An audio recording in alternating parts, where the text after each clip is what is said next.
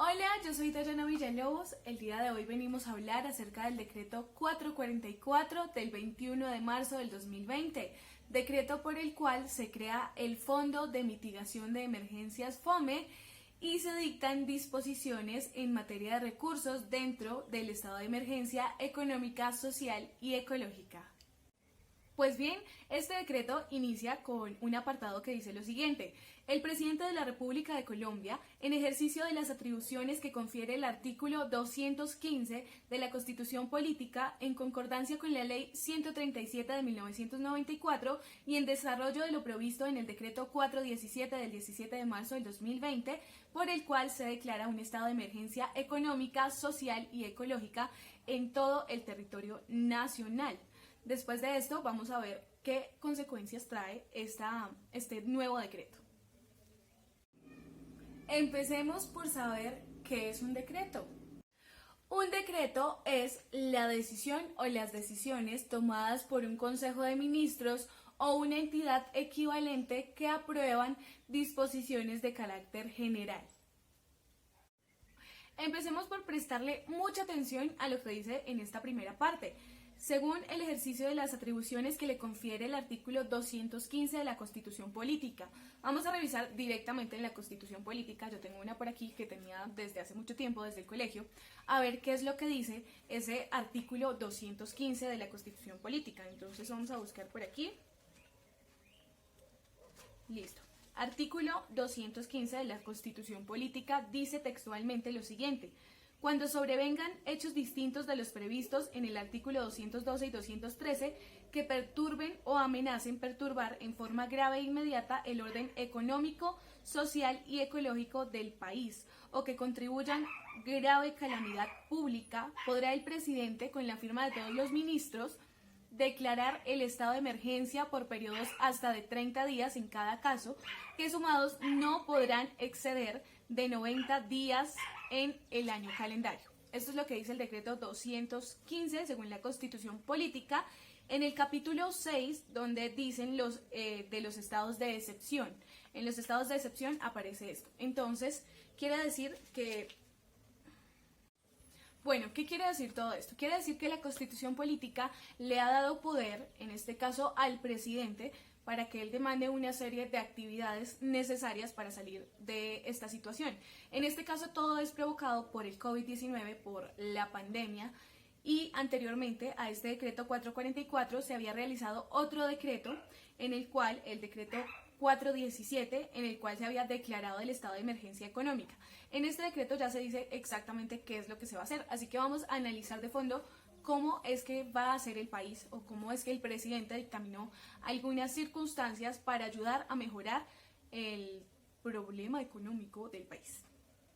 Después de tener claro esto, revisemos lo decretado en el 444, que cuenta con 4 capítulos y 18 artículos. Sin embargo, el artículo más polémico es el tuiteado por Claudia López, pues la alcaldesa de Bogotá no encontró favorable estas medidas y dijo: inaudito que el gobierno nacional se aproveche de emergencia económica para autoprestarse recursos de los entes territoriales para dárselos a los bancos y empresas. Abuso absurdo que además nos disminuye recursos que deben ser para la salud y el cuidado de la gente y los hogares. Adjuntando 2 apartes del decreto que dicen lo siguiente. Numeral 4. Invertir en instrumentos de capital o deuda emitidos por empresas privadas, públicas o mixtas que desarrollen actividades de interés nacional, incluyendo acciones con condiciones especiales de participación, dividendos y o compras, entre otras. Numeral 5. Proveer directamente financiamiento a empresas privadas, públicas o mixtas que desarrollen actividades de interés nacional. Numeral 6. Proveer liquidez a la nación únicamente en aquellos eventos en los que los efectos de la emergencia se extiendan a las fuentes de liquidez ordinarias. Según el periódico El Heraldo, no solo la mandataria se quejó de esta medida, sino que 86 congresistas de distintos partidos políticos le enviaron una misiva al presidente Iván Duque manifestándole su preocupación por el decreto y pidiéndole que lo revise. Porque cada rato en las noticias se ven a los médicos pedir más salarios, más protección, mayores cuidados. ¿Qué está pasando con la realización de este decreto o con la ejecución de este decreto? Es un malentendido por parte de nosotros, del Estado. Está bien escrito, pero nos lo vendieron de otra forma. Ha ganado el sistema financiero colombiano con el modelo económico para inclusive salir al rescate del mismo, de dejar planteada la posibilidad para que esos recursos vayan al sistema financiero, cuando tienen que ir es al sistema de salud y al sistema social. Entonces, si el FOME se creó para mitigar la emergencia primordialmente del sector salud, ¿por qué el artículo 4, uso de recursos, no nombra a estos sectores? ¿Por qué escuchamos en las noticias que los médicos y las enfermeras piden mejores condiciones laborales? ¿Por qué se siguen presentando casos de médicos que han sido retirados de sus puestos por pedir materiales de protección? ¿Por qué son las ARL las encargadas de brindar esos elementos y no le alcanza al sector los dineros territoriales? Sin embargo, en defensa de este decreto, Óscar Darío Pérez realizó un video de aclaración sobre la polémica del decreto 444. Un crédito. Como lo dije en el video anterior, es un crédito que el gobierno nacional tendrá que pagar en el momento que sea necesario.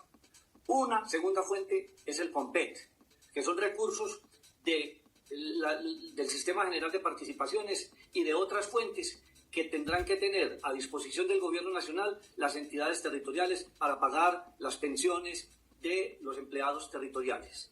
Ambas fuentes son un crédito para el gobierno nacional. Y así es, efectivamente lo que se realiza es un préstamo. En el artículo 14, Mecanismos Residual de Financiación, indica que en caso de que se agoten todas las fuentes de recursos destinadas a financiar la emergencia económica, social y ecológica, declarada mediante el Decreto 417 del 2020, la Nación, Ministerio de Hacienda y Crédito Público podrá utilizar a título de préstamo los recursos del Fondo Nacional de Pensiones de las entidades territoriales FOMPET, siempre que no se comprometa el pago de las obligaciones a cargo de dicho fondo en cada una de las vigencias correspondientes. Los préstamos que otorgue el FOMPET en virtud de inciso anterior serán remuneradas a tasas de interés de mercado y se pagarán dentro de los 10 años siguientes al desembolso de dicho recurso.